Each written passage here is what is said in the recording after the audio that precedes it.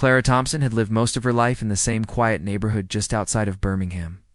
She was a kind-hearted woman in her early 50s, with soft gray streaks in her brown hair, eyes that always seemed to be filled with warmth, and a gentle smile that made everyone around her feel at ease. Clara had never been the kind of person who wanted attention. She liked staying in the background, helping others quietly, and living a life that was peaceful and routine. Her house was small and cozy, filled with little things that mattered too. Her framed pictures of her daughter, Emma, and her late husband, George, who had passed away 5 years earlier. Clara still talked to George sometimes when she was alone, especially in the kitchen, where she often hummed and sang softly while cooking, just as she used to when he was alive. George had always loved her singing. He used to say that her voice could make even the darkest day feel like spring. But Clara had never believed she was special. She thought George only said those things because he loved her. Emma, on the other hand, had always believed her mother had a gift. Even as a child, she would sit on the floor near the kitchen while Clara sang old love songs, her eyes wide in admiration. Emma once told her, "Mom, you should sing on TV. The world needs to hear you." Clara had just laughed it off, saying, "I'm too old, sweetheart, and too shy for things like that." Years passed, and Clara remained the same quiet, humble and hidden away from any spotlight. But Emma never gave up the idea. One day, she managed to get 2 free tickets to the live taping of a popular talent show called Spotlight Dreams. The show was hosted by Max Rivers, a man known for his charm and quick wit, but also for his sharp tongue. At the expense of contestants, especially those he didn't believe belonged on a stage, his sarcasm made the audience laugh, but some thought he could be too cruel. Still, the show was famous, and it had launched several unknown singers to fame. Emma surprised Clara with the ticket. "Just come with me, Mom. You don't have to sing or do anything. Just enjoy the show. It'll be fun." Clara agreed, partly because she didn't want to disappoint her daughter, and partly because she had nothing else planned that day. She hadn't been out much lately. After George passed away, she found little reason to dress up or go out. She'd become comfortable in her little world of books, tea, and the occasional garden walk. On the day of the show, Clara wore a plain navy blue sweater and an old brown coat that Emma tried to replace multiple times over the years. She didn't wear any makeup. She didn't feel the need to. Her beauty came from her kindness, her calm voice, and her soft presence. But she never saw herself that way. As they arrived at the studio, Clara was amazed by the lights, the huge cameras, and the energy of the place. People were chatting excitedly, dressed in stylish clothes, many hoping for a chance to get on TV. Clara, on the other hand, felt out of place. She clutched her handbag tightly, sticking close to Emma. When they were shown to their seats, they were lucky enough to sit in the middle section, just a few rows from the stage. The view was perfect. Clara looked around, trying to absorb the whole experience. She felt like she was in another world. Loud music played, the audience danced and clapped, and assistants with headsets moved around quickly, giving last-minute instructions. Soon, the lights dimmed, and the show began. Max Rivers entered the stage with his usual charm, waving to the crowd. The audience roared. Clara clapped politely, smiling as she looked at Emma's excited face. Despite her feelings of nervousness, she was happy to be sharing this moment with her daughter. As the show went on, various performers came on, staged some good, some average, and a few unforgettable. The judges made their comments, some encouraging and some brutally honest. Clara was impressed by the courage it took for people to sing in front of such a large audience. She couldn't imagine ever standing up there herself. About halfway through, the show Max walked off the stage and into the audience with a wireless mic. It was one of the fun segments where he interacted with viewers and created spontaneous moments. He often used this part of the show to tease or joke with people. In the audience, cameras followed him as he walked down the rows, playfully asking questions and making lighthearted comments, and then his eyes landed on Clara. She didn't notice at first. She was looking at a child nearby who was clapping excitedly. But then, she felt that the spotlight had shifted, and people were looking in her direction. She turned slowly, confused, only to find Max standing right in front of her, microphone in hand, grinning. "Well, Well, he said with a playful tone, look who we have here. What's your name, lovely lady?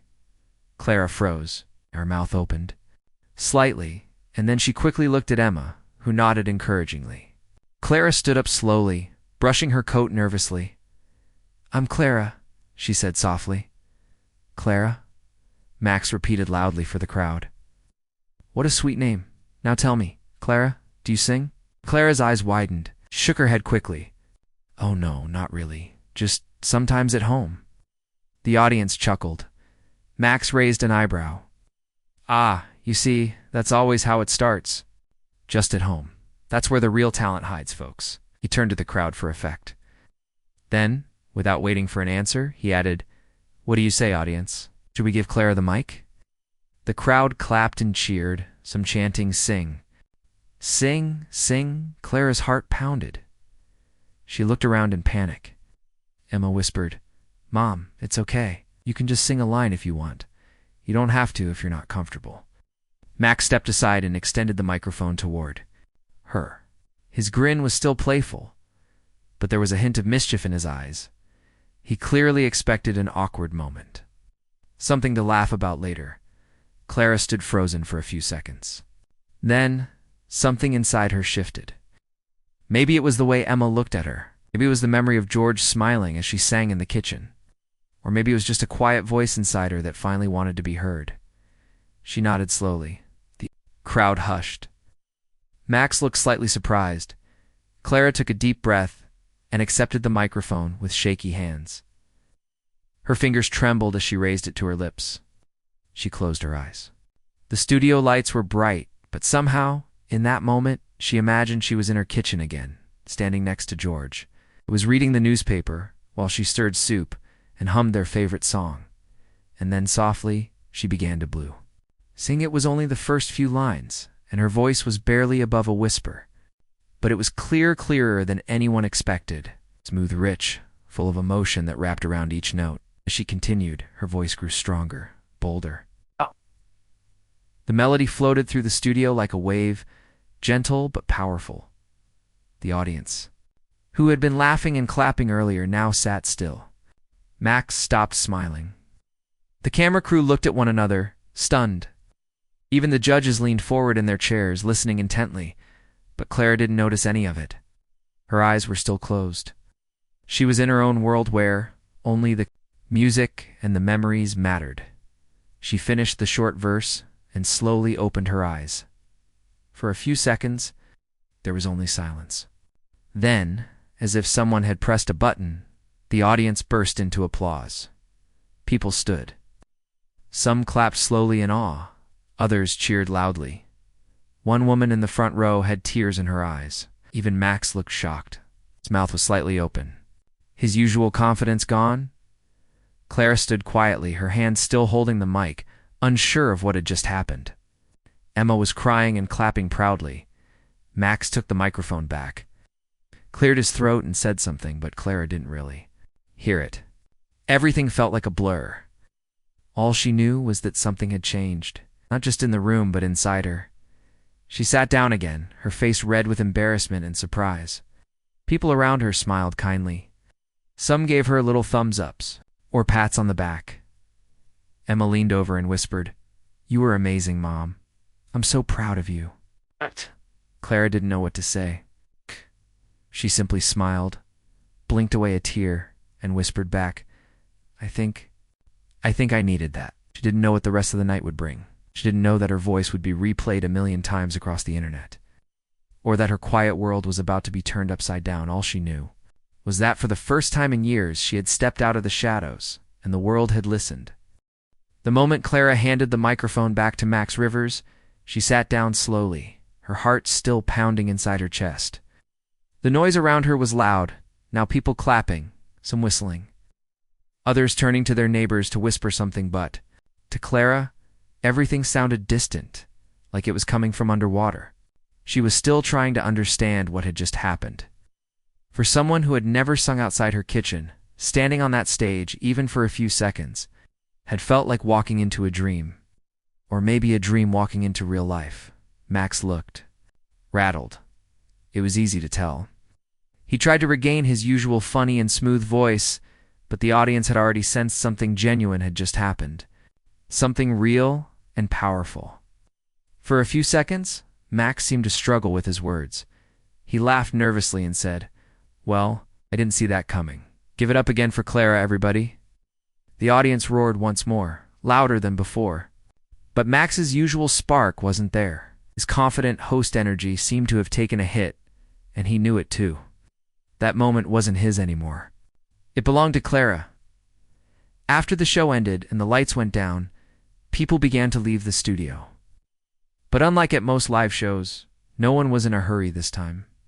Many of them were looking around, trying to spot Clara. Some came up to her, gently placing their hands on her shoulder, saying things like, "That was beautiful," or "I haven't heard a voice like that in years." One young girl, not more than 15, approached shyly and said, "You sound like my grandma did. She passed away last year. You made me remember her. Thank you." Clara smiled, a little embarrassed by the attention, but deeply touched. Emma was practically glowing with pride. She wrapped her arms around her mother as they walked toward the exit. "Mom, you just stole the entire show. I knew you could do it." Clara gave a half laugh. "I still can't believe I did it. What came over me?" When they reached the parking lot, Clara finally began to relax. The cool night air helped calm her nerves. She looked up at the sky. It was a quiet, clear night, stars blinking softly. She thought of George. "Did you hear that, love?" "What?" she whispered quietly. "I finally did it." Back home, Clara tried to return to her usual routine. She made some tea, fed the cat, and put away the coat she wore earlier. Everything around her was just as it had been before, but inside she felt different. Something had shifted. Something deep. Meanwhile, across the city, the studio crew was buzzing with excitement. One of the camera operators had uploaded a short clip of Clara's performance on social media. The caption read, "This woman from the audience just stole the show." No one expected this voice. Within an hour, the video had over 50,000 views. People were sharing it, tagging their friends, and commenting things like, "Goosebumps. She's a legend, and this host really thought he'd embarrass her. Look at his face." Max Rivers, back in his dressing room, scrolled through. The comments he was used to attention, but not like this. He wasn't the center of the story this time. In fact, many of the comments weren't kind to him. People accused him of trying to make fun of Clara, calling him arrogant, shallow, and disrespectful. It stung, but he knew they weren't completely wrong. He had underestimated her. He had expected a joke, and instead, he got one of the most powerful moments in the show's history. Clara had no idea about any of this. She didn't use social media much. She had an old phone, mostly used to call Emma or look at family pictures. The next morning, when she went to the grocery store, a woman at the checkout line looked at her and said, "Wait, were you on Spotlight?" "Dreams last night?" Clara smiled politely, a bit confused. "It's just for a few minutes." The woman grinned. "You were amazing. My whole family watched the clip 3 times before breakfast." "You're all over the internet." Clara blinked. The internet. Emma was the one who finally showed her the video later that day. They sat on the couch and Emma held up her phone, pressing play. Clara watched herself on screen, her hands shaking, her eyes closed, her voice rising. She barely recognized herself. When the clip ended, Emma scrolled down. There were thousands of comments, all full of love, admiration, surprise. "Mom," Emma said gently, "you've gone viral." Clara laughed nervously. "That sounds like something bad." Emma shook her head. "Not at all. It means people love you. They want to hear more. Some people are even asking if you have an album." Clara waved her hand. "Well, I don't have anything like that. I just sing for myself. That's all." But things didn't stay simple for long. A couple of days, a producer from the talent show called. He introduced himself as Brian. He said they were flooded with messages asking for Clara to return to the show. People were demanding it. He also mentioned that Max wanted to personally invite her back as a guest performer. Clara felt her stomach. Twist. I don't know. I didn't mean to be on TV in the first place. I was just part of the audience. Brian's voice was calm and respectful. "Clara, we understand. but we think your voice and your story mean something to people. You reminded everyone that beauty doesn't always wear makeup or walk in high heels. Sometimes it wears a cozy sweater and sings from the heart." Clara stayed quiet for a moment. She wasn't someone who enjoyed attention, but she couldn't deny what had happened. She had touched people. She had reminded them of something important. And deep down, she also felt something rising in hers, something she had buried years ago. A sense of confidence, small but growing belief in herself. After thinking about it for 2 days, she agreed to come back. Emma cheered when she heard the news. Clara asked if she could sing one of George's favorite songs if she returned. Brian said absolutely. Meanwhile, Max Rivers was preparing too. He had spoken to his team, and to his surprise, he felt nervous. He wasn't used to feeling guilty on camera. But this time he knew he needed to do something different. He had mocked Clara, even if it was meant as a joke. She had shown him and everyone what quiet dignity really looked like. The day Clara returned to the studio, everything felt different. The crew treated her like a star. Makeup artists offered to help her prepare, but Clara kindly refused. She wore a simple dress Emma had picked out, light blue with soft floral patterns. Her hair was pinned neatly. She looked radiant in her own quiet way. When she walked on stage this time, it wasn't as a surprise guest. It was as someone the entire country had been waiting to hear again. Max greeted her with a sincere smile. "Clara, I owe you an apology," he said on camera. "Last time you were here, I tried to turn you into a joke. But you turned that moment into something unforgettable. You reminded all of us that real talent doesn't need permission. It just needs a voice." Clara smiled warmly. "Thank you, Max. I'm just happy to sing one more time." And she did. This time, she sang a song called Unchained Melody, one that George had always requested when they danced in the living room. Her voice was even stronger, more confident, filled with love, memory, and grace. The audience was silent again, completely captivated. By the time she reached the final note, many were wiping their eyes. Even Max looked misty, dash-eyed. The applause that followed shook the studio walls. After the performance, the show ended with Max hugging Clara and saying, "You've changed how I see things. Thank you for coming back." Clara returned home again. That night, this time feeling like something real had begun. The world had seen her not just as an audience member, not just as a shy woman with a good voice, but as someone who had the courage to stand up when she didn't have to. In the days that followed, Clara received letters, emails, and even gifts from people around the country. One letter came from a woman who had recently lost her husband and said Clara's song helped her cry for the first time in months.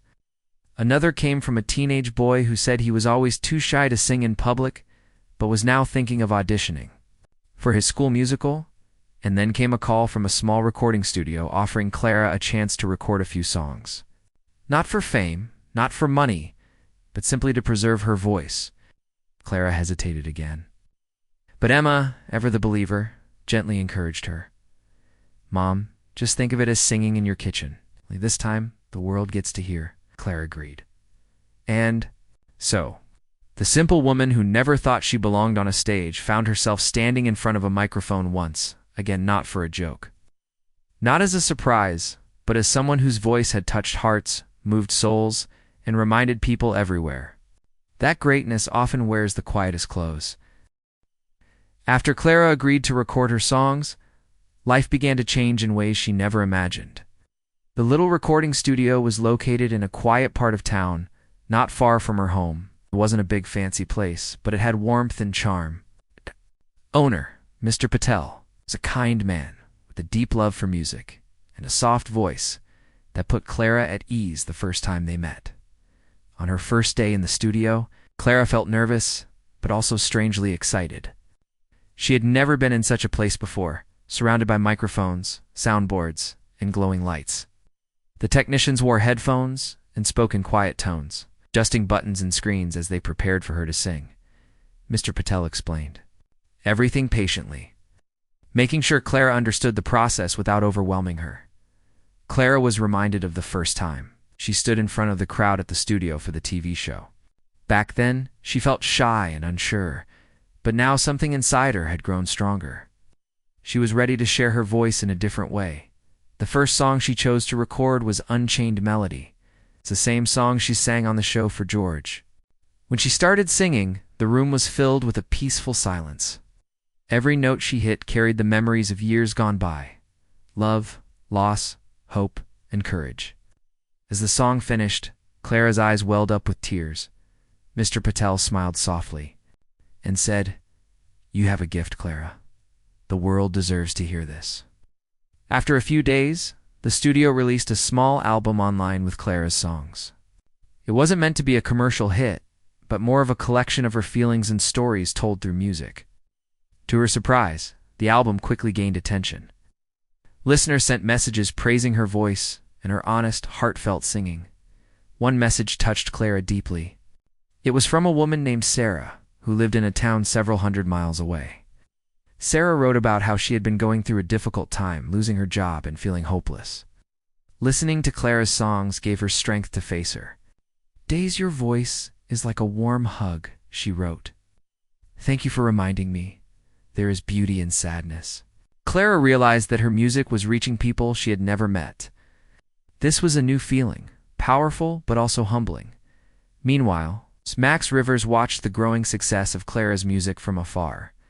The TV host had been criticized by many for his early behavior, and now he was trying to make amends, invited Clara to appear on his show again, this time to share her story and talk about her journey.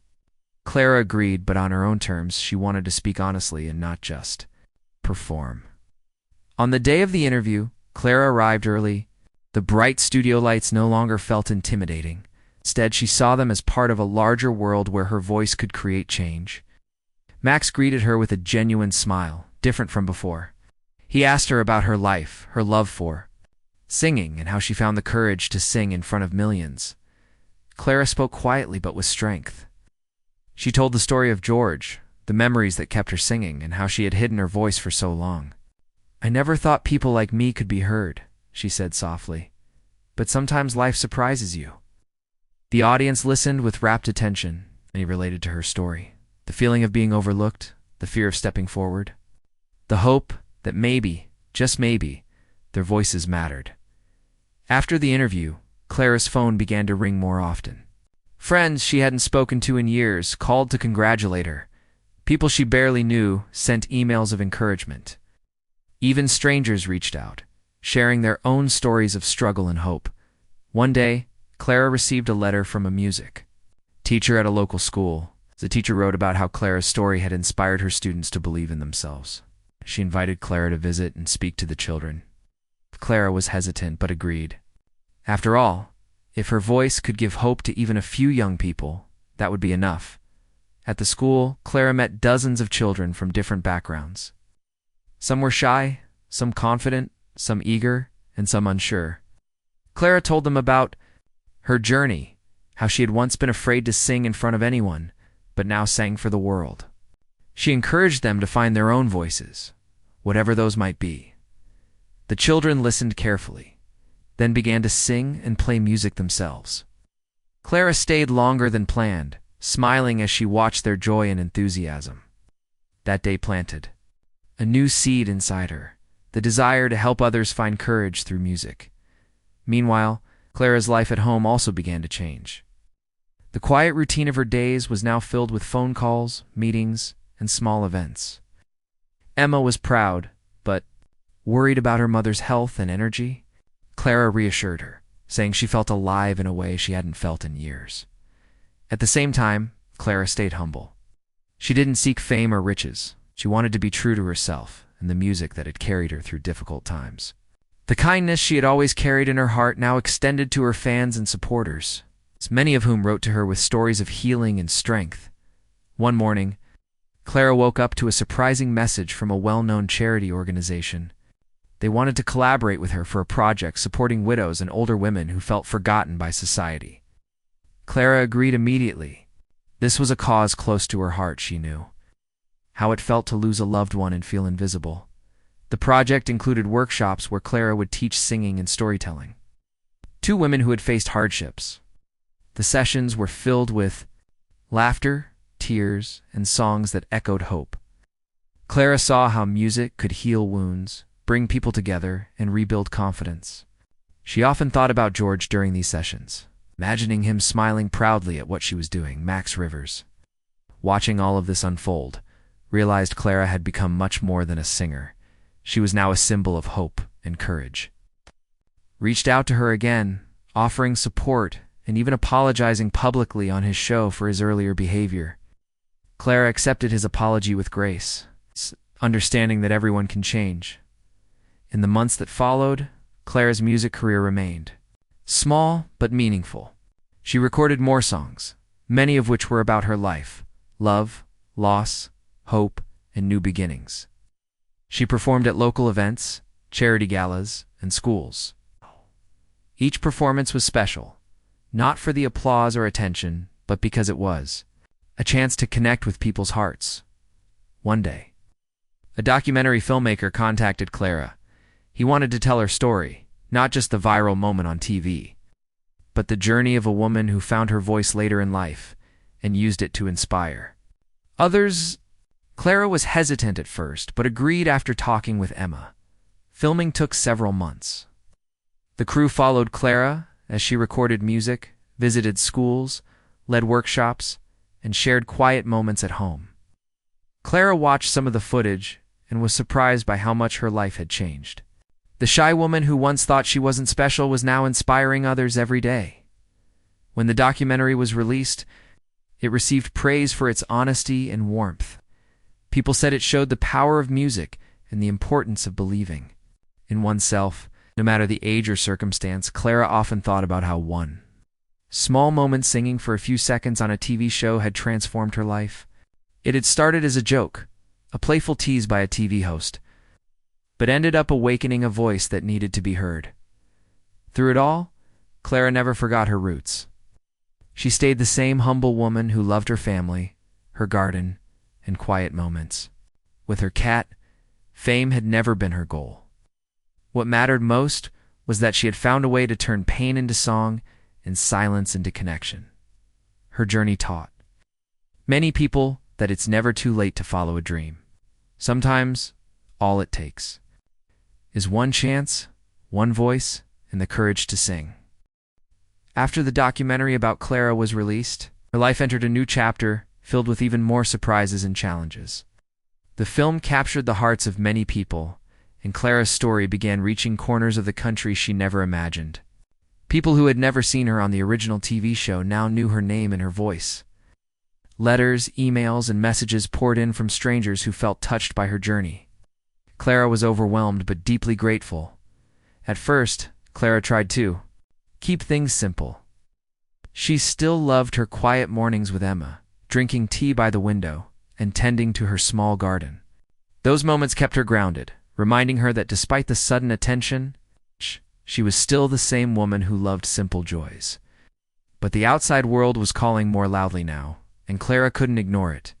One day, Clara received a letter from a group of widows living in a small town several hours away. The women had watched the documentary and said Clara's story gave them hope during their darkest days. They invited her to come and spend time with them, to sing, talk, and share her experience. Clara was touched. She realized her voice was more than just singing. It was a bridge that connected people through shared feelings of loss, love, and courage. Clara talked with Emma about the invitation. Emma was excited but also concerned.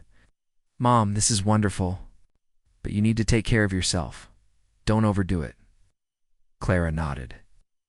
She had learned over the years to listen to her body and heart. Still, she knew this was something she wanted to do. A few weeks later, Clara packed a small bag and took a bus to the town. When she arrived, the women welcomed her with open arms. They gathered in a cozy community hall filled with colorful rugs and warm light. Some of them were elderly, some middle-aged, but all carried stories of hardship and survival. Clara felt an instant connection. Over the next few days, Clara shared her songs and stories. Sometimes she sang softly, sometimes she just listened. The women opened up about their lives, their joys, their sorrows, and their dreams that hadn't faded despite the years. Clara was moved by their strength and resilience. During one gathering, a woman named Maria spoke about losing her husband unexpectedly.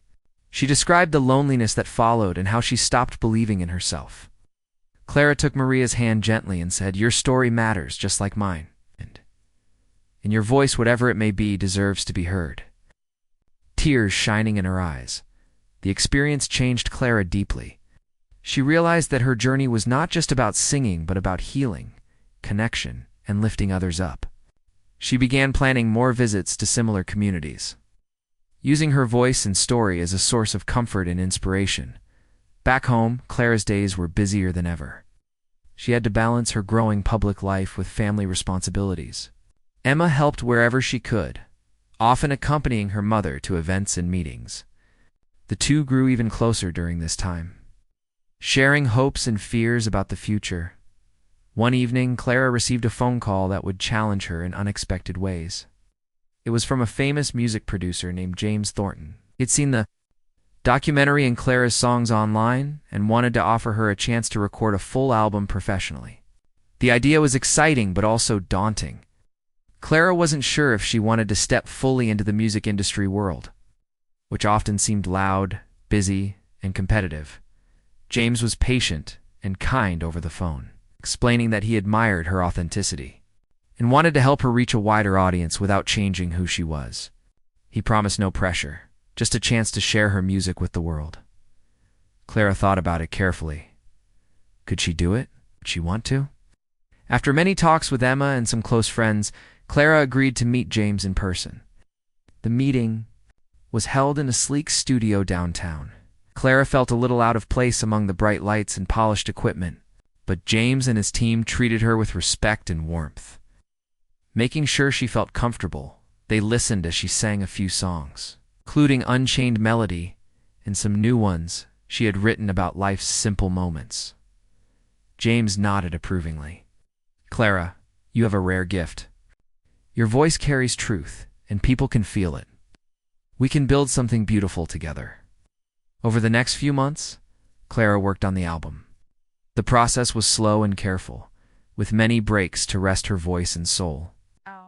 She chose songs that meant something to her, stories of love, loss, hope, and new beginnings. Each track was filled with emotion and sincerity. Recording was not always easy. Sometimes Clara felt tired or doubted herself. The bright studio lights reminded her of the overwhelming attention she had once feared. But every time she thought of George, she found strength. She imagined his kind smile encouraging her to keep going. Emma was a constant source of support. She helped with lyrics, shared ideas, and was always there to remind Clara how far she had come. "Mom, this is your time," she would say. "You deserve this." The album was released quietly at first. It wasn't a flashy launch, but more of a heartfelt gift to anyone who might need it. To Clara's surprise, the response was overwhelming. People everywhere were touched by her voice and the stories she told. Her songs appeared on radio stations, streaming platforms, and even made it to some TV commercials. One particular song, written about a lonely widow finding hope again, became a favorite among listeners. Letters poured in from people saying it helped them through hard times.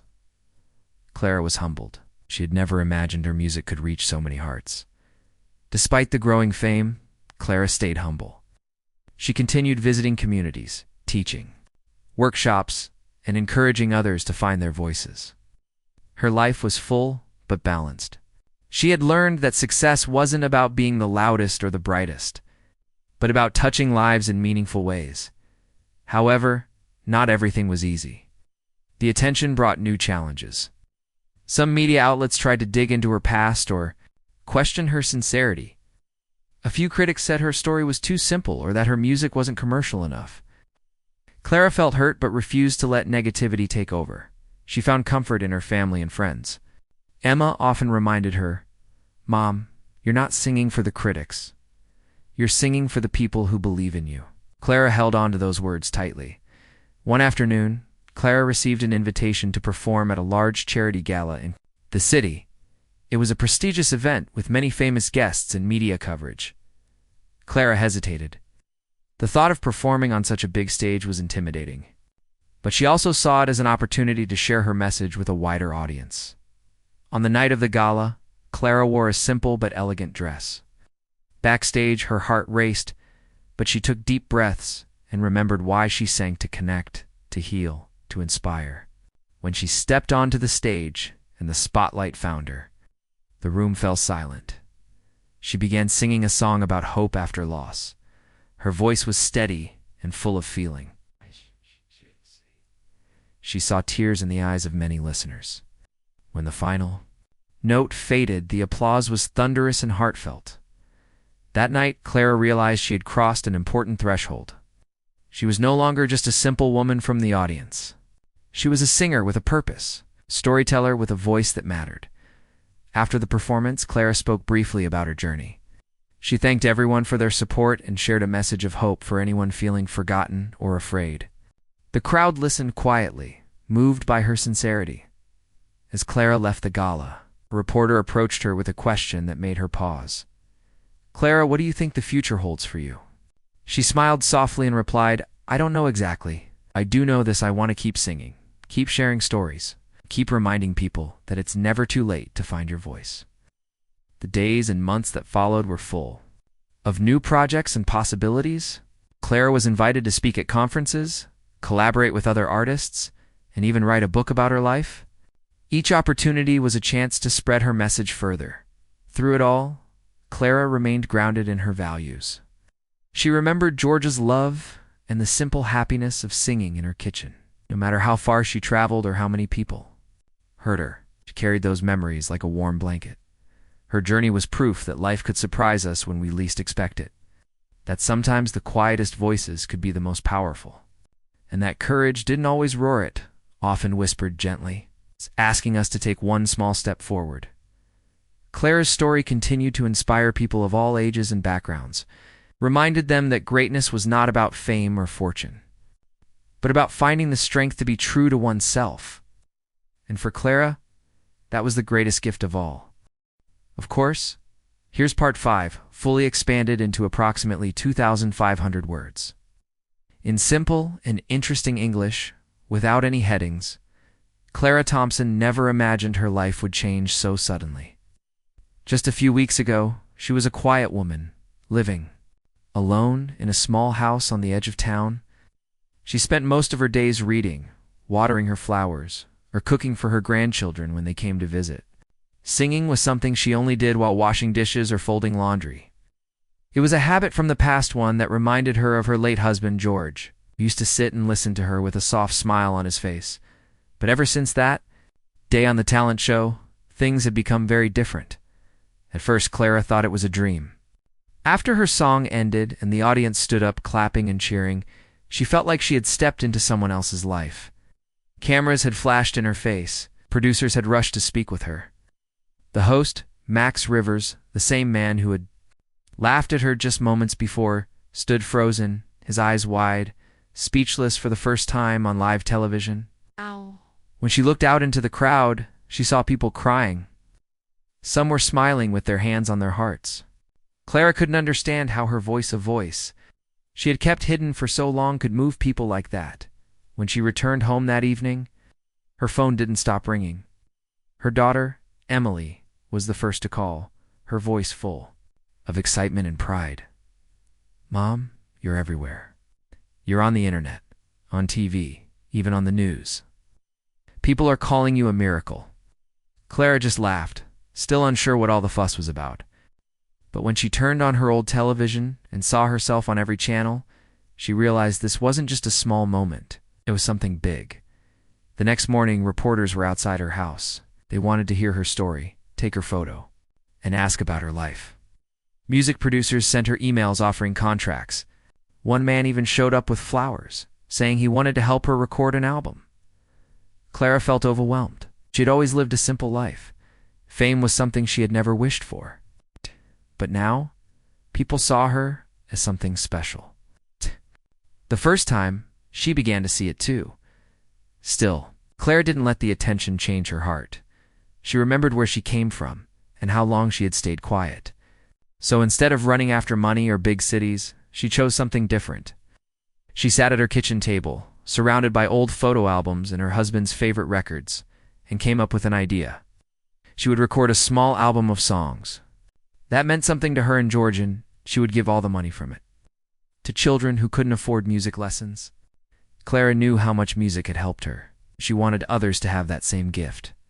The album called For George was a simple collection of 10 songs, each one filled with emotion, love, and memories. Clara recorded them at a local studio run by a kind man named David, who understood that she didn't want fancy effects or loud instruments. She just wanted her voice and the stories behind the songs to shine. The album became a quiet hit. People who listened to it said it felt like listening to a warm memory. Some wrote letters to her telling her how one of her songs reminded them of their mother or a lost loved one. Clara read each message with tears in her eyes. Soon, she was invited to sing at community events. Churches, schools, senior centers, and even hospitals asked her to come and perform. Clara agreed, but only if she could keep it small. She didn't want a big stage or flashing lights. She just wanted to sing from her heart to the people who needed it most, at a local nursing home. She sang a soft lullaby for an old man who hadn't spoken in weeks. When she finished, the man opened his eyes and whispered, "Thank you." At a children's hospital, a young girl with cancer held Clara's hand and said, "Your voice feels like a hug." Clara didn't need awards or trophies. These small moments were more than enough. Even Max Rivers, the TV host who had once mocked her, changed after that day.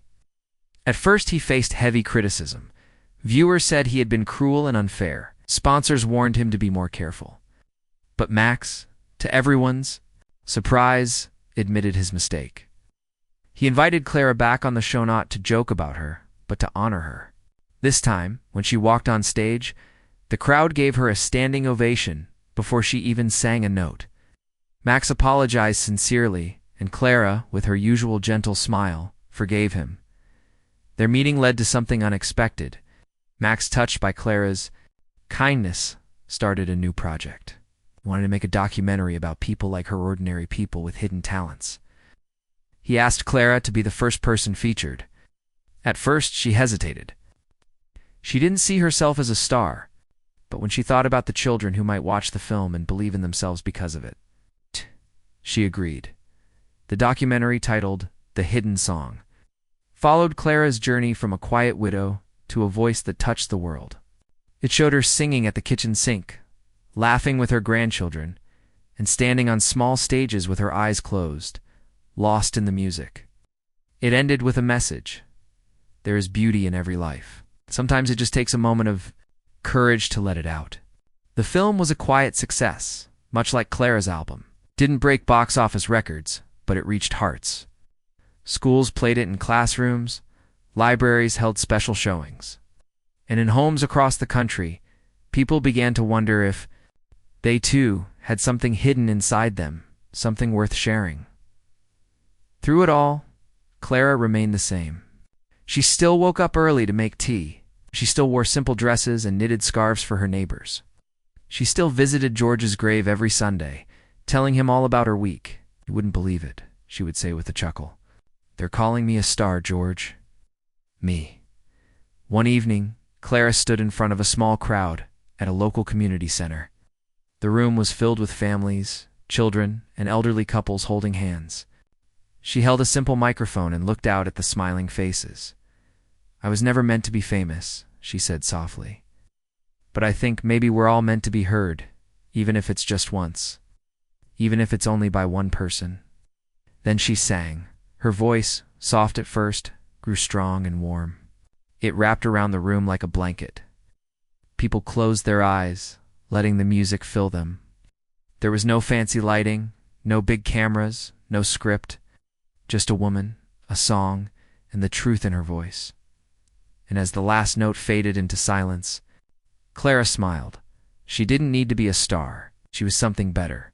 She was herself, and the world finally had listened.